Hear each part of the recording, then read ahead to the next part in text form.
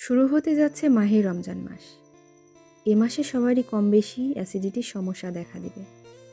তবে ঘরোয়া কিছু নিয়ম মেনে চললে অ্যাসিডিটি কমতে পারে এবং অন্যান্য সমস্যাও সমাধান হবে। আসুন দেখে নিই কী কী সমস্যা সমাধান হতে পারে এলাচ খেলে। ইফতারের পর বা সেহরি খাওয়ার পর চিবিয়ে খেতে পারেন এলাচ।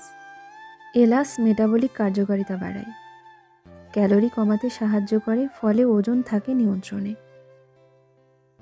এতে রয়েছে অ্যান্টিব্যাকটেরিয়াল উপাদান, যা মুখের দুর্গন্ধ কমায়, শ্বাস প্রশ্বাস সংক্রান্ত সমস্যা কমায়, মিউকাস তৈরির আশঙ্কা কমায় এবং গলা ব্যথা দূর করে। এলাচ অ্যাসিডিটি কমাতে দ্রুত কাজ করে এবং হার্ট বার্ন কমাতে পারে। এলাচের প্রশান্তিদায়ক উপাদান স্ট্রেস এবং মানসিক চাপ কমিয়ে শান্ত থাকতে সাহায্য করে, ফলে ঘুমও ভালো হয়। অ্যান্টিঅক্সিডেন্টে ভরপুর এলাচ, যা রক্তে শর্করার মাত্রা নিয়ন্ত্রণে রাখতে সাহায্য করে। এলাচের উপস্থিত উপাদান শরীর থেকে টক্সিন বের করে, ফলে লিভারের কার্যকারিতা বৃদ্ধি পায়। অ্যান্টিঅক্সিডেন্টে ভরপুর এলাচ কার্ডিওভাস্কুলার স্বাস্থ্যের জন্য ভালো, ফলে কোলেস্টেরলও থাকে নিয়ন্ত্রণে। আশা করি এই স্বাস্থ্য সংক্রান্ত টিপসটি আপনাদের ভালো লাগবে।